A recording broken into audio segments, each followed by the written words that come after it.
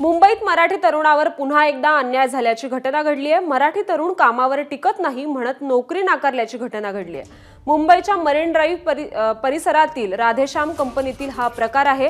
मराठी तरुण 2 दिवस नोकरी करून काम सोडतात असं सांगून नोकरी नाकारण्यात आली आहे। ठाकरेंच्या शिवसेनेच्या पदाधिकाऱ्यांनी आता जाब विचारला आहे।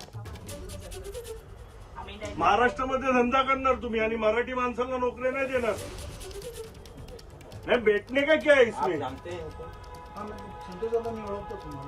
अरे पण आता त्यांनी काय बोलले? अरे पण त्याला काय बोलले? इंटरव्ह्यूला आला होता तो, 3 मुलांचे बायोडेटे मराठी मुलांचे बाजूला टाकले त्यांनी। नहीं ऐसे नहीं बात हुई है भाई साहब, मी पण मराठी आहे। अरे पण आता इंटरव्ह्यू मध्ये काय इंटरव्ह्यू मध्ये काय होतं ना, मला नाही माहिती। तुम्ही काय मराठी माणसाला तुम्ही असं कसं काय करू शकता? मराठी मुलांना ते हे बोलले की मराठी मुलं आम्हाला नाही होत, सूट होत नाहीत म्हणजे। अहो सूट होतं मग महाराष्ट्रामध्ये धंदाच करू नका ना, मग सूट नाही होत तर। खूप मुलं येऊन 2 दिवसामध्ये गेले म्हणून बोलले। बसायसाठी मी आलो नाही, तुम्ही सांगितलं मराठी पोरांना आम्ही नोकरी देणार। एबीपी माझा, उघडा डोळे बघा नीट।